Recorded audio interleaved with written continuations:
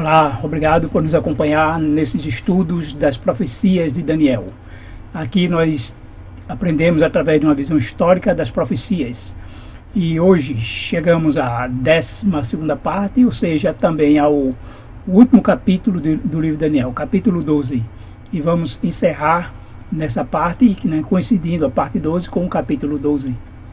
E nesse estudo de hoje, na verdade, nós já aprendemos que os capítulos 10, 11 e 12 tratam de uma só profecia, da última profecia de Daniel. E encerramos o capítulo 11 com a seguinte afirmação: e armará as suas tendas do seu palácio entre o mar grande e o glorioso Monte Santo. Ou seja, o rei do norte, armaria as tendas do seu palácio entre o mar grande e o glorioso Monte Santo. Isso pode nos lembrar a mesma atitude do dragão que se pôs em pé sobre a areia do mar, entre a água e a terra. Das águas chamou a besta do mar, e é da terra, a besta da terra, e formaram para formar essa trindade.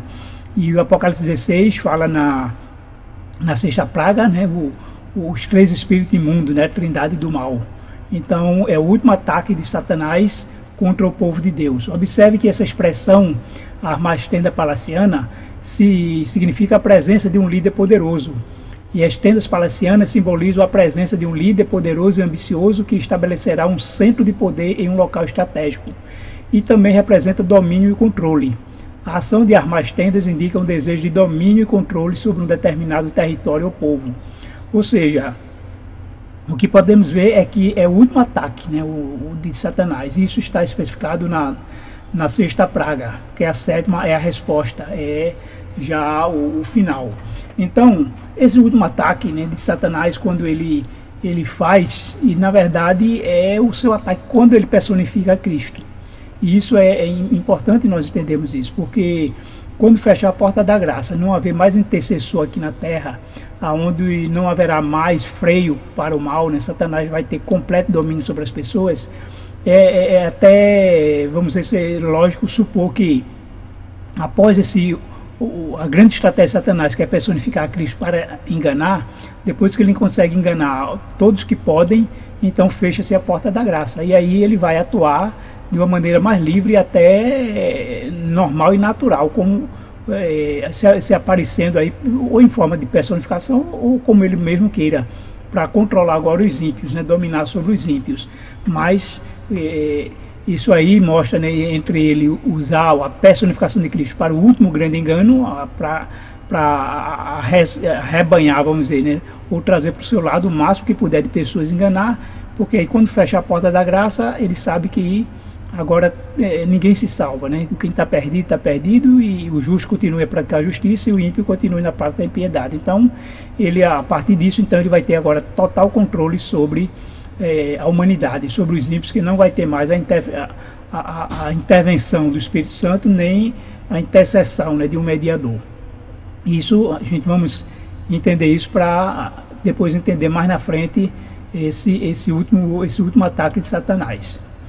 Então, vejamos o texto agora de Daniel 12, para entender o fechamento da porta da graça. Observe que quando o rei do norte plantar as tendas do seu palácio entre os mares no Monte Glorioso e Santo, então Miguel se levantará, ou receberá de seu pai o reino, como preparativo para voltar a esta terra. Ou poderia expressar seu assunto nestas palavras: então nosso Senhor cessa sua obra como nosso grande sumo sacerdote, e termina o tempo de graça concedido ao mundo. Porque o capítulo 12, observe que o capítulo 12 ele começa com essas palavras: nesse tempo se levantará Miguel, o grande príncipe, o defensor dos filhos do teu povo. Que tempo é esse? O tempo que nós terminamos lá em Daniel 11, quando diz que o último grande ataque do rei do norte é armar suas tendas e é partir para o último ataque, que é então a personificação de Cristo. E então o que acontece nesse tempo em que Miguel se levanta? Miguel se levantar então é o fechamento da porta da graça, esse ato de Miguel se levantar, porque aí estará concluída a obra de Cristo na terra, todo o caso está decidido, Satanás também termina a obra dele aqui de engano, porque a partir de que a porta se fecha, não precisa mais agir com engano, né? Ele vai agora atuar diretamente nas pessoas para levá-las, né, a destruir o máximo que puder, mas Deus vai estar intervindo com as 7 pragas, conforme nós vamos ver aqui no andamento do estudo. E então Cristo se levanta. Isso aí nos dá uma noção de tempo. Quando vai fechar a porta da graça? É quando justamente vier esse último ataque de Satanás, primeiro ele personificando a Cristo e depois partir para o ataque final, quando ele vê que já acabou, né, perdeu, já a porta da graça fechou, então ele vai partir para o ataque final. Ele não vai querer destruir todos os ímpios, ou destruir os ímpios em geral, mas vai usá-los para querer destruir o povo de Deus, né? E isso já mostra que a porta da graça já fechou, porque os ímpios não interessa mais destruir, já estão perdidos. Então ele vai usar os ímpios para querer destruir o povo de Deus na terra, porque se ele fizer isso, né, como ele tem tentado ao longo de todas as épocas, a terra seria dele. Isso, ainda houve um homem justo na época de Abraão, antes disso ainda houve de Noé, um homem justo. O próprio Deus diz lá em Jeremias, né, percorre toda a terra, ou toda Jerusalém, se encontrar um homem justo, eu pouparei a terra por amor desse homem justo. Então quando Satanás reclamou a terra como o representante da terra diante de Deus, né, no livro de Jó, então Deus disse: olhe, mas você não viu meu servo Jó, um homem íntegro, reto, justo, que se desvia do mal? Você não representa. Você não pode representá-lo. Essas qualidades não são suas, essas qualidades são minhas. Então ainda existe lá um justo que você não representa, então a terra não é sua. E Satanás sabe disso, né? Enquanto houver justo na terra, ele não pode dizer que a terra é sua. Ele já tentou, né? E Deus entregou o justo nas mãos dele durante 1260 anos. Não vai haver um novo tempo de angústia para o justo nesse tempo de 1260 dias ou anos, como alguns interpretam, alguns futuristas. É como diz aqui: nesse tempo se levantará Miguel, o grande príncipe e o defensor dos filhos do teu povo, e haverá tempo de angústia, qual nunca houve desde que houve nação. Aqui não diz desde que houve igreja, desde que houve nação, ou seja, essa angústia é angústia entre as nações. Então o texto diz que desde que houve nação.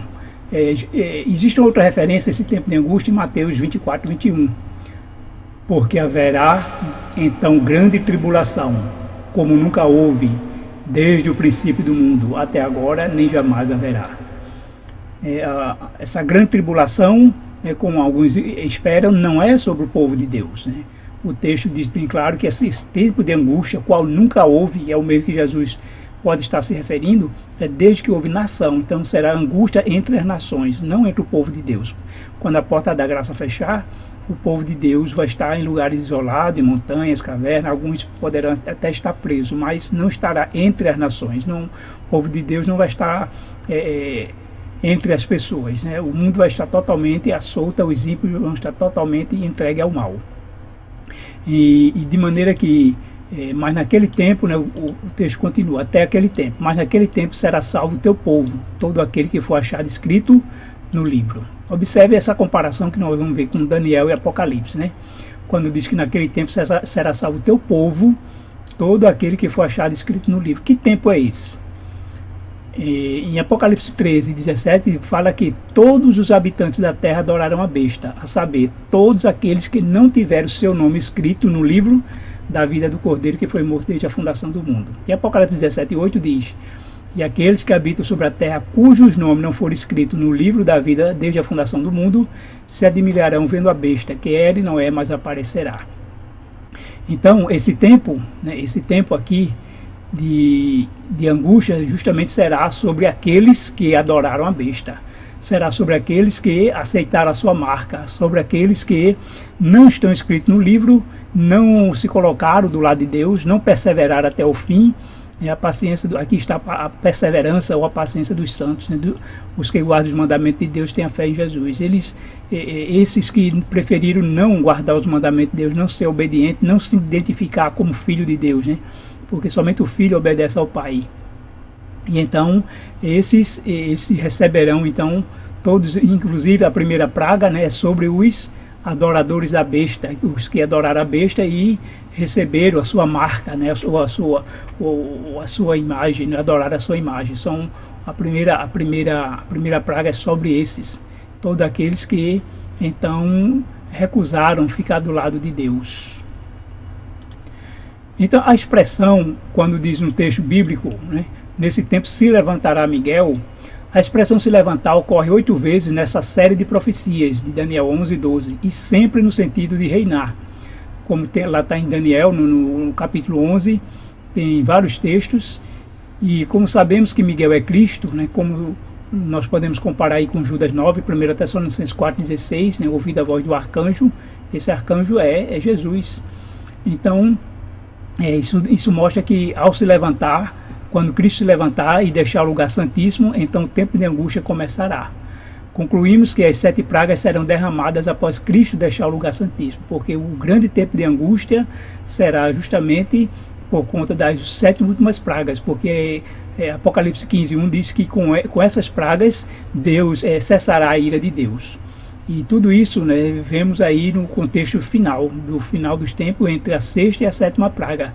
Então, quando esse momento chegar, nós vamos ter entendimento de que a porta da graça fechou. Não temos, podemos dizer a data, mas vamos ter entendimento diante dos eventos, dos acontecimentos. Mesmo que a gente possa até falar de uma certa data, mas como disse, não é a data que é determinante. Determinante é o evento, são os acontecimentos. Quando chegar o momento, a gente vai entender quando a porta da graça vai fechar, diante da cena do último grande engano de Satanás, e então depois ele parte para o ataque para destruir o povo de Deus. É quando a porta da graça então se fechou. Então, diante disso, a mensagem que deveria estar sendo pregada com urgência nesses últimos dias seria o preparo para o fim da graça, que ocorrerá quando Miguel se levantar. Mas ao contrário disso, né, todas as igrejas estão se unindo para pregar a paz e união entre todos os povos. Milhões estarão perdidos eternamente, pois não estão se preparando hoje para viver sem o intercessor nos céus durante o período das 7 últimas pragas. Enquanto os ímpios estarão sob o castigo das 7 últimas taças de Deus, os justos estarão sem um intercessor, porque Jesus se levantou do santuário, Jesus terminou a sua obra de intercessão. É por isso que Apocalipse 22:10 diz, né, continue o justo na prática da justiça e o ímpio na prática da impiedade, porque todos os casos estão decididos, quem está salvo, quem está perdido está perdido. Então, para os salvos, é um período até de uma angústia, né, que a Bíblia chama de angústia de Jacó, porque é um período de avaliação, de que não há nenhum pecado entre nós, nada não tenha nos afastado de Deus ou da vida eterna, não há nada a mais a confessar, a restituir, a nada que venha nos fazer com que a gente perca a salvação, porque se não tiver perdido, não tem mais outra chance, né? Isso causa uma angústia. Mas quem se colocou do lado de Deus é porque realmente vai estar salvo, né? Confiando, claro, no sangue de Jesus, né? Nos méritos de Cristo, não nos nossos esforços, nas nossas obras. Então chega o fim do tempo da graça. O que é o fim do tempo da graça? Esse tempo nós vamos ver que para os ímpios é o período das 7 pragas, para os justos é o período da angústia de Jacó, porque nesse período é que a gente vai entender que a nossa salvação realmente só vem de Jesus, e nós nos colocamos, tomamos a decisão de ficar do lado dele, e com isso ele fará tudo que é necessário. E antes que chegue esse período, antes que a porta da graça se feche, haverá sacudidura, ou seja, a separação do joio e do trigo. Então Deus sela o seu povo, derrama o Espírito Santo, causa um grande reavivamento. Nisso, né, o decreto dominical estará prevalecendo sobre o mundo, então as pessoas estarão sendo marcadas com o sinal de Deus ou a marca da besta nesse período, né? As pessoas vão tomando suas posições, e isso é durante justamente a 6ª praga, né? A preparação para a batalha do Armagedon, é quando cada lado, né, os soldados vão tomando suas posições para a última grande batalha. Nesse período também é o juízo pré-advento, as 3 mensagens angélicas estará sendo concluída. Nós vamos entender, como diz lá, Deus terminará o mistério do Evangelho com a pregação do Evangelho. Então haverá então o alto clamor com o derramamento da chuva serôdia, causando um grande reavivamento até o fechamento da porta da graça, porque após a porta da graça fechar, né, vamos ter esse período que vamos estar enfrentando aqui no mundo. Então, cronologicamente, observe, cronologicamente, isso pode ocorrer Esse período do fechamento da porta da graça até a volta de Jesus pode ocorrer entre outubro de 2030 e março, abril de 2031, porque cronologicamente o sexto milênio termina entre final de março e começo de abril de 2031. E 6 meses antes chegamos a outubro de 2030. Então é um período mais ou menos 6 meses, onde haverá um domínio dos ímpios, a angústia de Jacó, o decreto de morte para exterminar todos os justos, onde precisará haver a fuga da cidade para o campo. Alguns poderão ser presos, outros vão estar nas montanhas e cavernas. É um período em que agora, se na sexta praga, né, houve a preparação para a batalha do Armagedon, agora durante esse período do fechamento da porta da graça, os ímpios vão agora atacar o povo de Deus, né? Na verdade, ainda se arregimentando o mundo inteiro, mas para atacar o povo de Deus. E quando eles vão realmente partir para o ataque, é quando vai vir a sétima praga, conforme vamos ver adiante. Mas lembre, isso aqui é só um parâmetro, isso aqui não é decisivo, não estou dizendo que vai acontecer nessa data, é o que estou dizendo, pode ocorrer, né, cronologicamente, não é profeticamente, não existe profecia de tempo, mas de acordo com a cronologia, pode ocorrer ou não nesse período. Então ninguém sabe quando terminará o tempo da graça, né? Quando Ellen White escreveu isso, ela disse: Deus não nos revelou o tempo em que esta mensagem será concluída, ou quando terá fim o tempo da graça. Deus não revelou, né, para nós, ou até mesmo no tempo dela não houve essa revelação, embora que ela diga em outro texto que quando os justos estiverem nos lugares de refúgio ou presos, eles ouvirão através de um trovão, né, a voz de Deus dizendo o dia e a hora da volta de Jesus, né? Mas no momento ninguém tem essa informação, nem ela tinha, nem a Bíblia tem, mas isso não quer dizer que Deus não vai revelar mais adiante, né? Quando ela escreveu isso há 150 anos atrás, né, mais ou menos, então não havia necessidade de revelar. Deus só vai revelar quando tiver, na medida que for se aproximando do tempo. Isso não quer dizer que ele nunca vai revelar, porque Deus não faz coisa alguma sem revelar seu segredo, né, seus servos, os profetas. Deus não faz coisa alguma. Então, claro que tudo a seu tempo, né? Na época, nem para Ellen White ele revelou, porque também não havia necessidade há 150 anos atrás.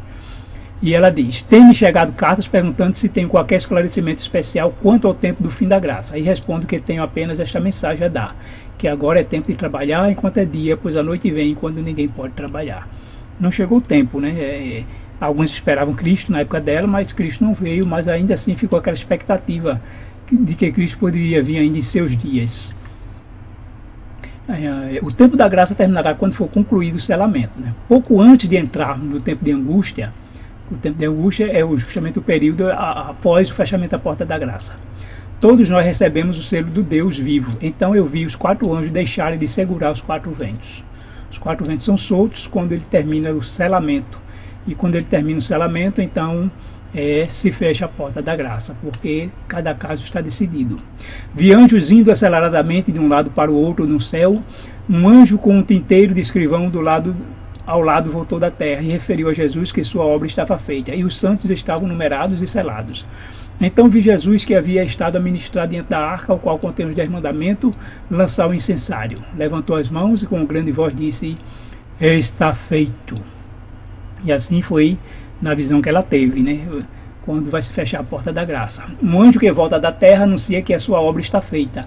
O mundo foi submetido à prova final, e todos que se mostrarem fiéis aos preceitos divinos receberão o selo do Deus vivo. Cessa então Jesus de interceder no santuário celestial. O tempo da graça terminará repentino e inesperadamente, diz no livro Eventos Finais. Quando Jesus deixar de interceder pelo homem, os casos de todos estarão decididos para sempre. Termina o tempo da graça. As intercessões de Cristo cessam no céu. Esse tempo, afinal, virá repentinamente sobre todos, e os que não purificarem a alma pela obediência à verdade serão encontrados dormindo. Ora, né, os próprios justos é que vão estar pregando o Evangelho, vão estar insistindo, vão estar dando a última mensagem. Quando eles pararem de pregar no mundo inteiro, eles vão parar, porque eles vão saber quando a porta da graça se fecha, não adianta pregar mais. Então, quando não houver mais mensagem, mais pregação, os justos não estarão mais entre os ímpios, entendemos então que fechou a porta da graça.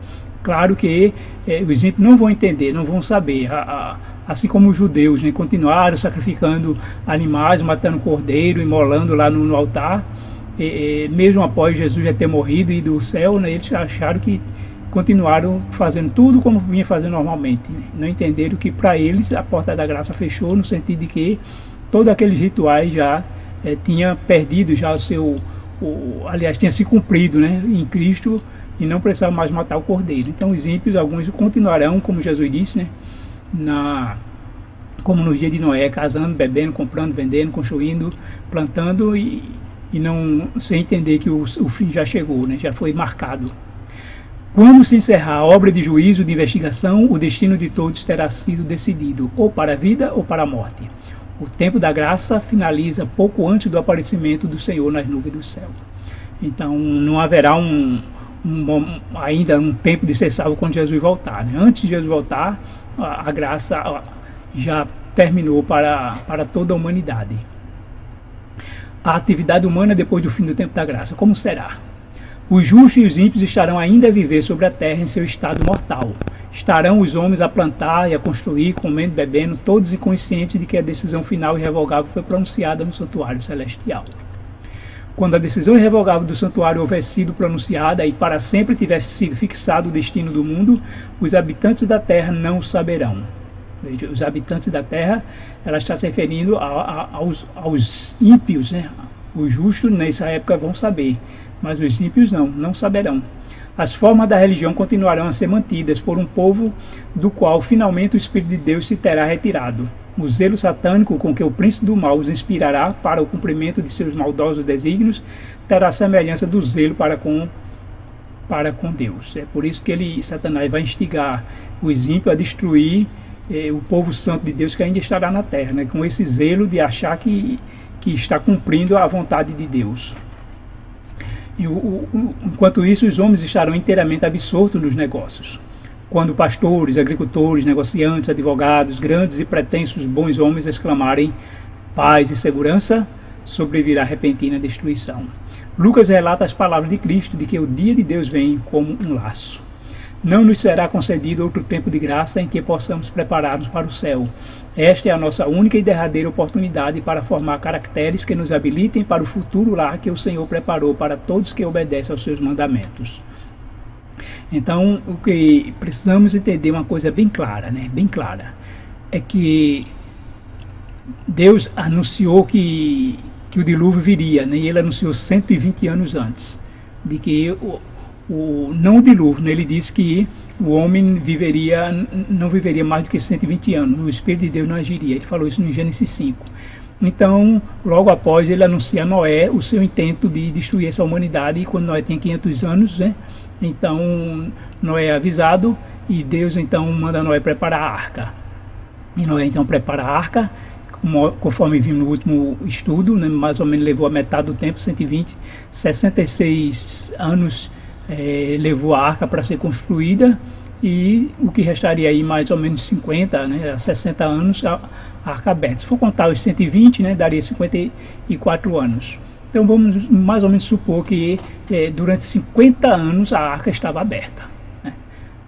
Aliás, né, o tempo que Noé estava construindo, né, era uma mensagem, era pregação para entrar na arca, porque se levou um tempo ainda para Noé juntar todos os preparativos para a arca e depois começar a fazer. Então, de maneira que ao longo desses anos que Deus estabeleceu, que Deus deixou claro de que destruiu o mundo com o dilúvio, o povo estava sendo avisado. Quando a porta da arca estava aberta o tempo todo lá, né, os animais vieram de todos os lugares, né, ao longo, não foi de uma vez só, porque os animais estavam espalhados por toda a terra, e Deus fez com que eles fossem chegando aos poucos. Então as pessoas viram os animais entrando e elas se recusaram a entrar.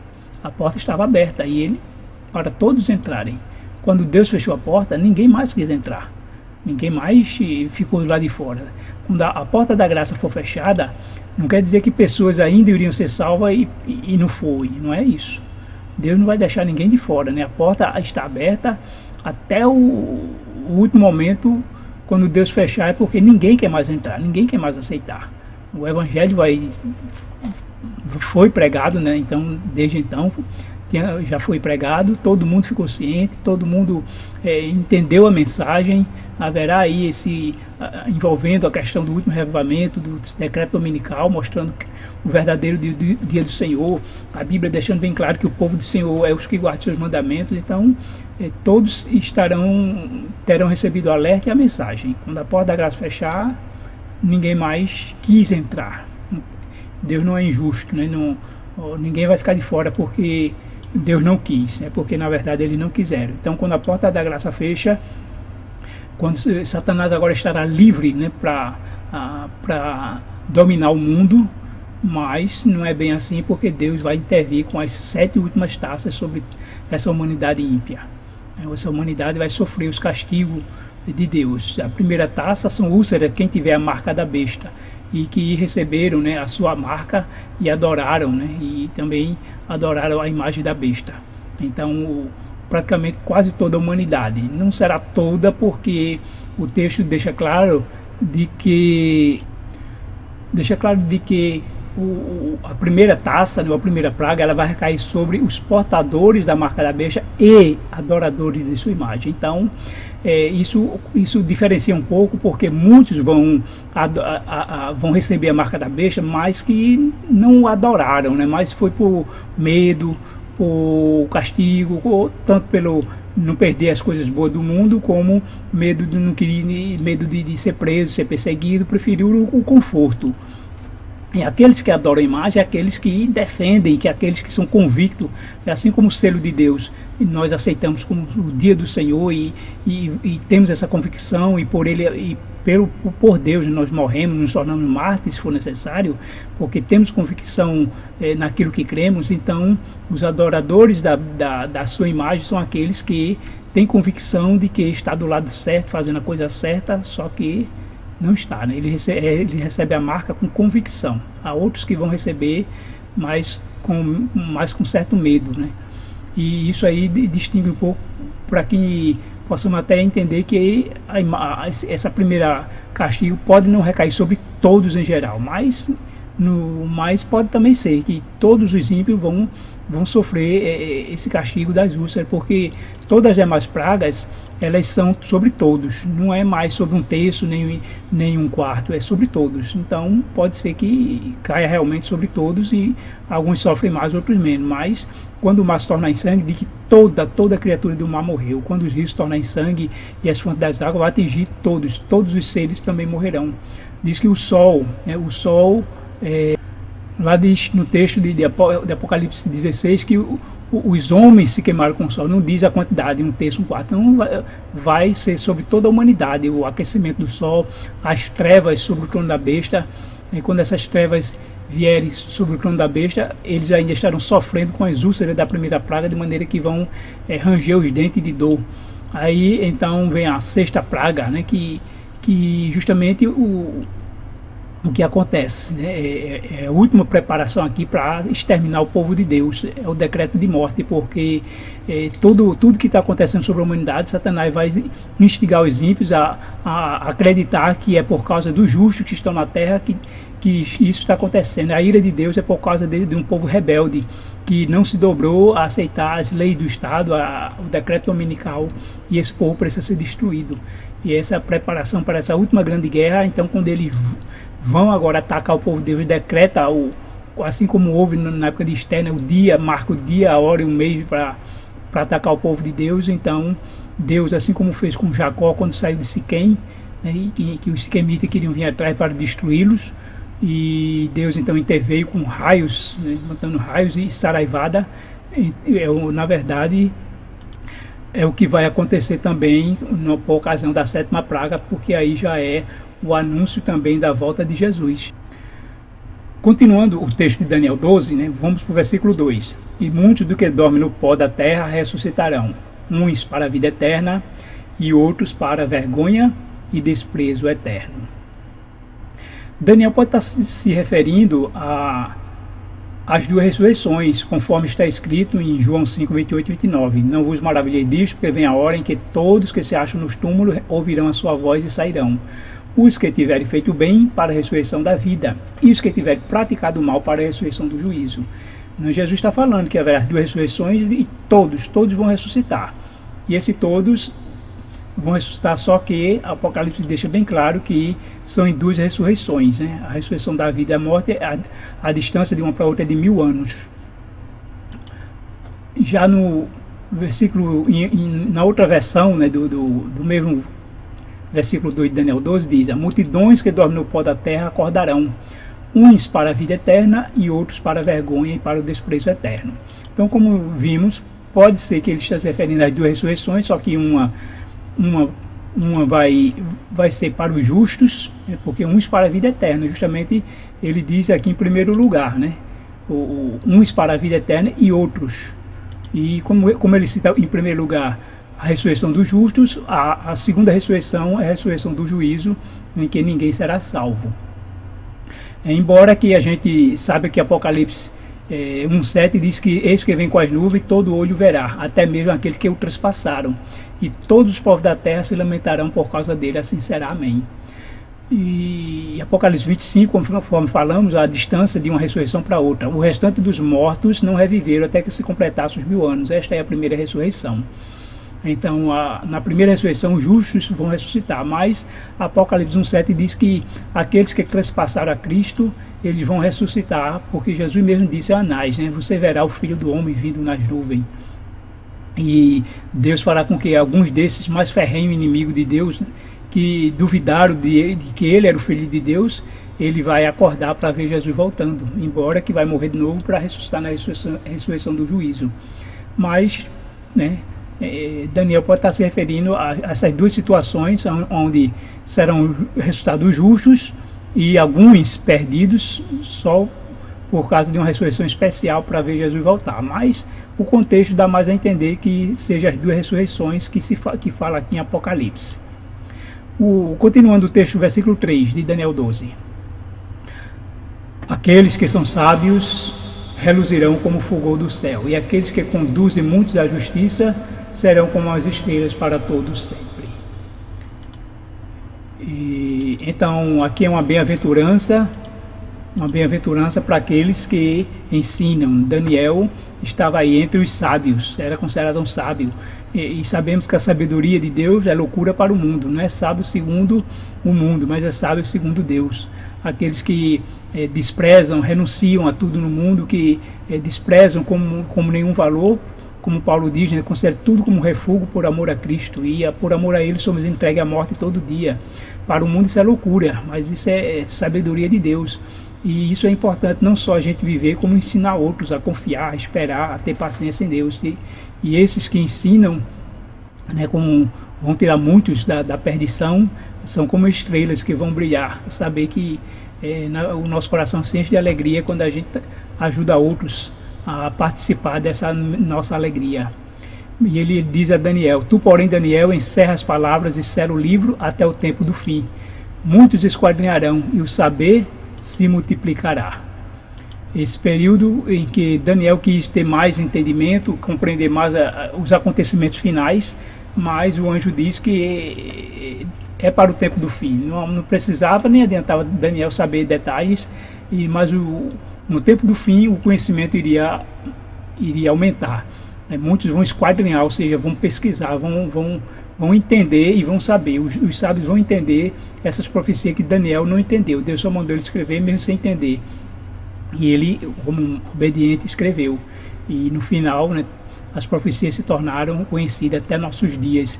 Embora também o conhecimento do mundo, né, em 100 anos, o mundo evoluiu em termos de conhecimento, de descobertas, de patentes, em mais do que quase 6.000 anos antes. Pode também se referir ao avanço do mundo, mas o mais importante aqui são os conhecimentos que se relacionam na salvação, para todos aqueles que queiram entender, compreender e também aceitar a salvação de Deus. E Daniel diz: então eu, Daniel, olhei e eis que estava em pé outros 2, um de um lado do rio e o outro do outro lado. Um deles disse ao homem vestido de linho que estava sobre as águas do rio: quando se cumprirão estas coisas? Esse homem vestido de linho não é outro a não ser o Miguel, porque aí identifica o próprio Cristo. E quem se veste de linho é o sumo sacerdote. Ele tira aquelas vestes, né, aqueles são paramentadas de sacerdote, que que é muito mais coisas, e veste uma roupa simples de linho com um cinto de ouro na cintura. E o homem vestido de linho, com certeza, é Jesus. E é o mesmo Miguel que fala lá no versículo 1, lá em cima. E diante de tudo que ouvimos aqui da ressurreição, né? Porque se é maravilha, maravilha é algo bom, admirável, algo espantoso, inacreditável, poderia estar se referindo a algo bom, né? E esse algo bom é a ressurreição dos justos, é o que tudo que foi falado aqui antes. E qual foi a resposta? E ouvi o homem vestido de linho que estava sobre as águas do rio, o qual levantou ao céu a sua mão direita e a sua mão esquerda, e jurou por aquele que vive eternamente, que isso seria para um tempo, tempos, ou seja, 2 tempos, e metade do tempo. E quando tiver acabado de espalhar o poder do povo santo, todas essas coisas serão cumpridas. O que ele está dizendo aqui é que isso aconteceria depois do tempo do fim, depois que terminasse o poder da perseguição ao povo de Deus. Ele está se referindo aqui à profecia de 1260 dias, ou 42 meses, ou ainda 1260 anos, um tempo, 2 tempos, metade de um tempo. Essa expressão também está em Daniel 7:25, falando do animal, né, que espantoso e terrível, da ponta pequena também, que dominaria o mundo por esse tempo, um tempo, 2 tempos, metade de um tempo. É o mesmo tempo de Apocalipse 11:2, 42 meses, 11:3, 1260 dias, e ainda está em Apocalipse 12:6, 12:14, um tempo, 2 tempos, metade de um tempo, e Apocalipse 13:5, 42 meses. Então é o mesmo tempo, é o que é a linha que liga Daniel ao Apocalipse, é essa linha do tempo. Eu digo claramente que se não fosse esse tempo comum entre Daniel e Apocalipse, não poderia, a gente não ia conseguir amarrar, né, fazer esse cruzamento. E esse cruzamento é feito pela linha do tempo, né, por essa profecia de tempo, é que dá então um esclarecimento do Apocalipse. Então essa profecia de 1260 dias, anos, não é uma profecia do Apocalipse, é a profecia de Daniel, né? O Apocalipse está apenas repetindo e se referindo ao mesmo poder, que é a besta de Apocalipse, é o mesmo animal, ou a ponta pequena de Daniel. E quando esse tempo acabasse, então começaria, né, o cumprimento das maravilhas, ou seja, começaria a estabelecer o juízo final que vai por fim aos reinos deste mundo, né? Tudo na sua etapa. Mas esse período nós vimos que começou no ano 538 e foi até o ano de 1798. 538 foi o decreto de Justiniano, colocando o Papa, né? Na verdade ele decretou em 533, mas ainda havia nós vamos ver mais adiante, algo que impedia o cumprimento. Mas com o fim do último reino, né, ariano, que era contra a supremacia papal, então abriu-se caminho para a supremacia papal sobre o mundo. E desde 538 até 1798, quando o Papa foi aprisionado pelos soldados, né, pelo exército de Napoleão, então aí ele sofreu a ferida de morte, então terminou o período de 1260 anos. Esse período é fundamental e só a partir de então que é considerado o tempo do fim, e é a partir do tempo do fim que começa então a reta final para o fim do mundo. E Daniel diz: eu ouvi, porém não entendi. Então eu disse: meu Senhor, qual será o fim destas coisas? Ele respondeu: vai, Daniel, porque essas palavras estão encerradas e seladas até o tempo do fim. Daniel não estava vivendo no tempo do fim, portanto não necessitava compreender os detalhes daquilo que ocorreria apenas no tempo do fim. A resposta de Miguel nos ensina que a profecia é concedida para fins práticos. Ela não é provida para satisfazer a curiosidade desnecessária, não importa quão espiritual possa ser. Então, a profecia ela é concedida para fins práticos. Ela não é provida para satisfazer curiosidade desnecessária, não importa o quão espiritual possa ser. É por isso que Jesus disse, quando os discípulos perguntaram, né, quando ocorrerá o fim do mundo, né, que sinal haverá? Então ele falou dos sinais, mas quando se refere ao tempo ele disse: olha, dia e hora ninguém sabe. Ou seja, na época de Jesus não haveria necessidade de saber, não precisava ficar curioso para saber o fim, já que esse fim viria 2000 anos depois, então não haveria realmente necessidade nenhuma de saber esse tempo.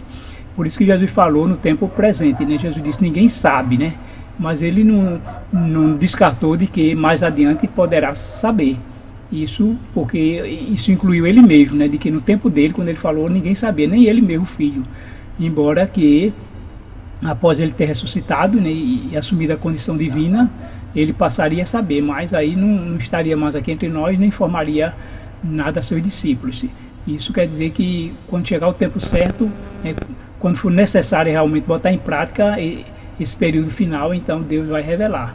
Então nada na Bíblia, não vamos dizer, Deus faz nada escondido ou na surdina, Deus não pega ninguém de surpresa, ele anuncia antes do que ele vai fazer ou que está para fazer. Aquilo que ele não permitiu que fosse revelado nesse tempo, seja de Daniel, seja de João, do Apocalipse, seja de Jesus, mas no tempo certo ele então faria com que se tornasse conhecido. Muitos serão purificados e embranquecidos e provados, mas os ímpios procederão impiamente, e nenhum dos ímpios entenderá, mas os sábios entenderão. Os ímpios não vão entender quando a porta da graça fechar, mas os sábios vão entender. Os ímpios procederão impiamente porque a porta da graça fechou e então eles não têm mais salvação. E nem assim eles entenderam e vão continuar agindo como se ainda tivesse agindo em nome de Deus para perseguir e matar o povo de Deus. Enquanto isso, isso aí é o mesmo texto de Apocalipse 22:10, né? Continue o justo na prática da justiça e o limpo a se purificar, né? E o ímpio continue na prática da impiedade e o injusto a cometer injustiça, porque isso aí já fechou a porta da graça. Então, ou seja, os justos serão purificados, embranquecidos e provados, para que possa ser purificado de novo e embranquecido. A gente chora, ora, pede perdão, Deus perdoa, mas passamos por nova prova e de novo choramos, oramos e Deus perdoa e vamos sendo purificados, né? E a gente aumenta a nossa relação com Deus, nossa dependência, nosso amor a Ele, porque Ele nos ouve. E depois do tempo em que o sacrifício diário for tirado e posta a abominação desoladora, haverá ainda 1290 dias. Bem-aventurado o que espera e chega até 1335 dias. Nesse texto, né, nós vimos aí mais duas profecias de tempo. Além dos 3 tempos e meio, né, os 1260 dias, aí entra agora 1290 dias e 1335. Pode-se ver que não são tempos separados. Se for somar tudo aí, a gente não vai ter uma profecia com todas as somas dessa profecia, mas podemos ver como se um estivesse continuando ao outro. Ó. 1260 para 1290 são 30, e de 1290 para 1335 são 45. E eles vão, é como se fosse apenas uma ampliação da profecia. De 1260 para 1290, 30 anos, e depois repete o mesmo período mais o dobro, 45, então vai para 1335. E vamos entender como esse período, ele assim como 1260 começou em 538, vamos entender também porque 1290 é uma continuação, ele continua com 1335, ou seja, o ano, essa profecia de 1335 é uma continuação de 1290, então começa no mesmo período. E ambos, né, o de 1260 começou em 538 e os outros dois, 1290 e 1335, começou em 508. Como assim? Como podemos entender isso? É muito importante entender isso. Olha, na época que Roma, né, Roma foi tomada pelos reinos bárbaros, chama bárbaros, eles eram arianos. E o que é ariano? Vejam só. O arianismo é considerado herético pelos cristãos. Prega a inferioridade do filho, considerado como uma criatura de Deus, em comparação com o Pai. Ou seja, né, o arianismo crê que Jesus é um ser criado e não é Deus, né, igual a Deus. E ao negar a natureza divina de Cristo e reduzindo-o à condição de criatura, os arianos fazem do Messias um ser dotado de poderes extraordinários, mas não é nem homem e nem Deus.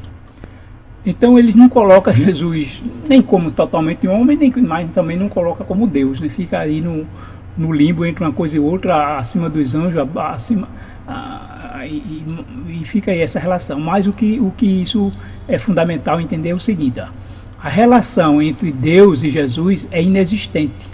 Não há nenhuma relação, isso conforme o arianismo, né? Isso é a doutrina ariana, não, que diz que não há nenhuma relação entre a humanidade e Deus, e portanto não existe igreja.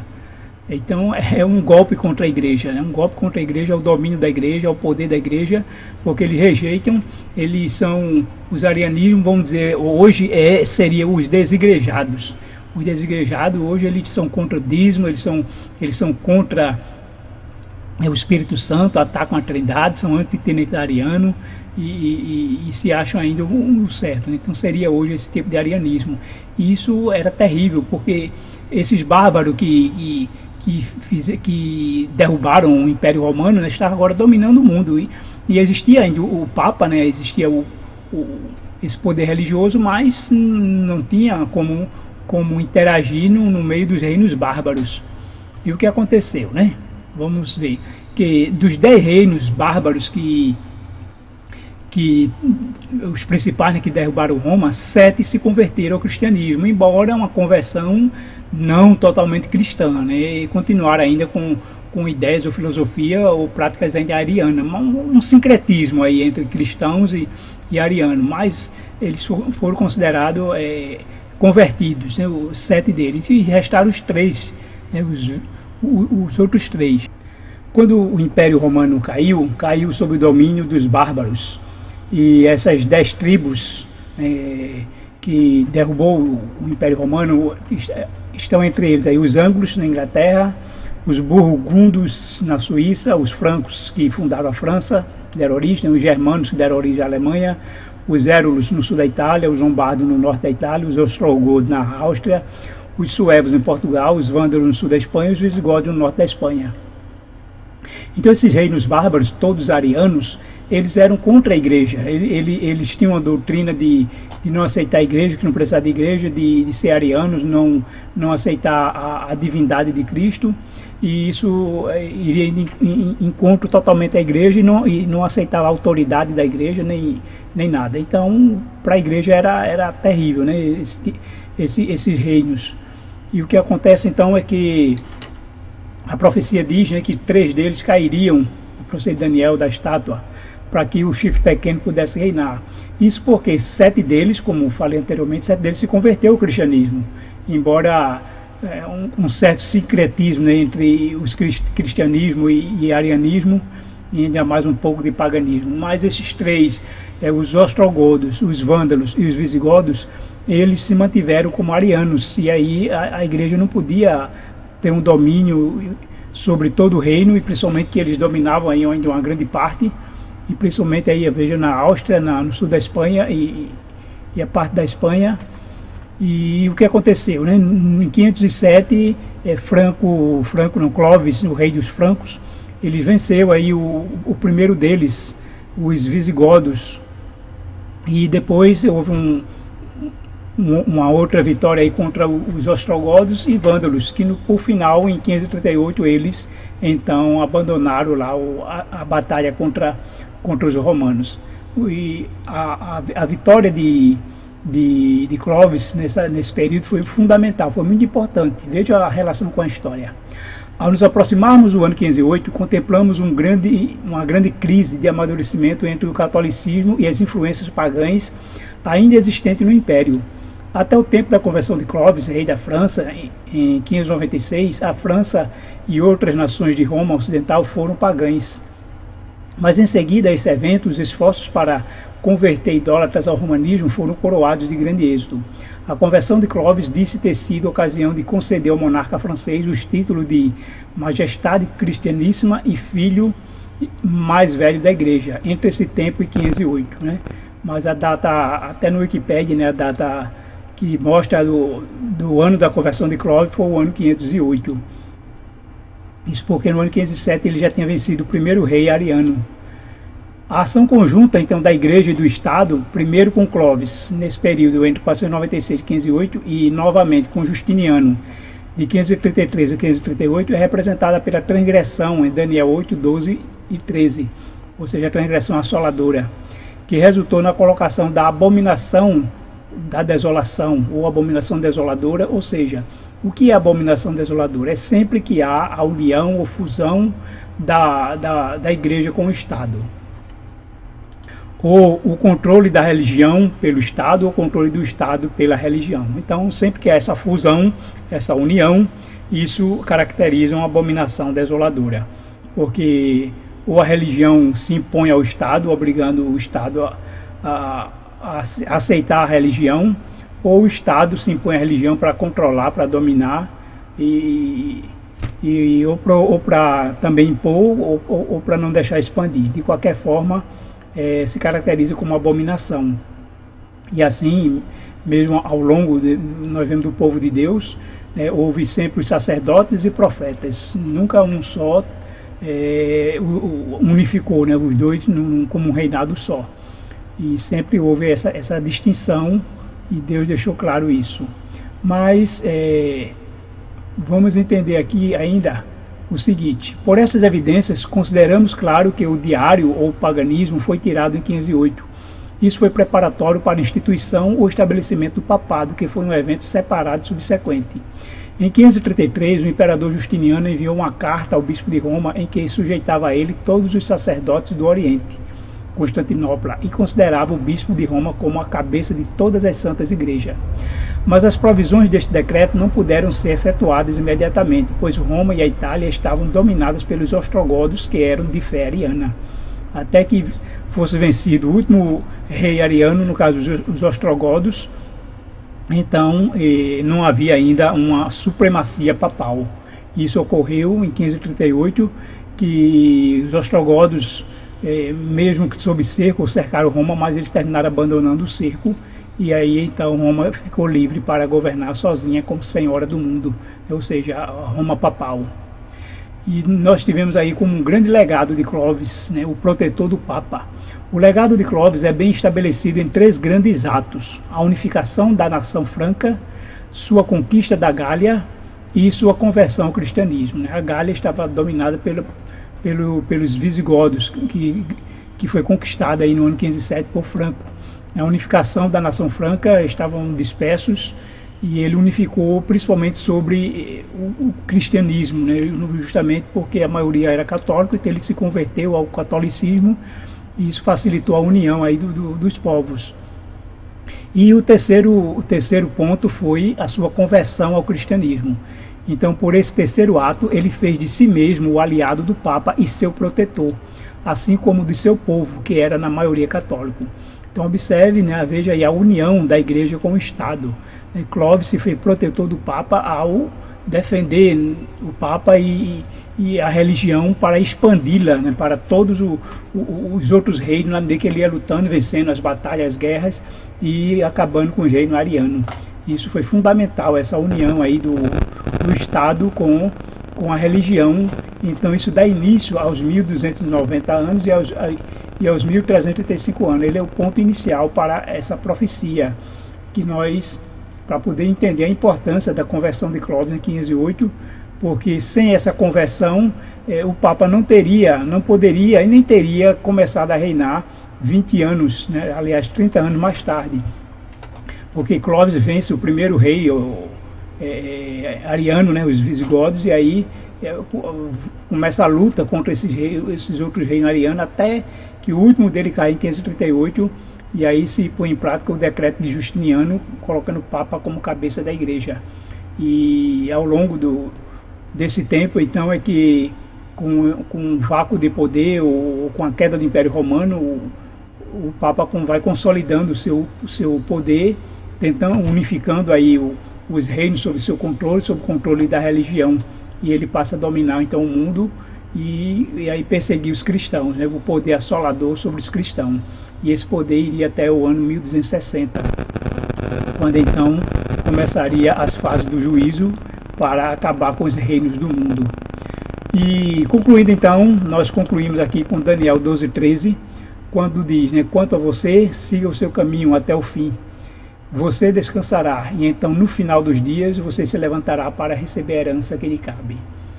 E esse final dos dias, ou seja, na ressurreição, Daniel foi assegurado de que ele iria descansar, iria morrer, porque tudo que foi revelado a ele foi para tempos distantes, para o tempo do fim. E Daniel entendeu isso, a mensagem, mas que alegria saber que ele iria descansar, mas iria ressuscitar para receber o seu prêmio, né, nos dias finais, nos finais dos dias, né?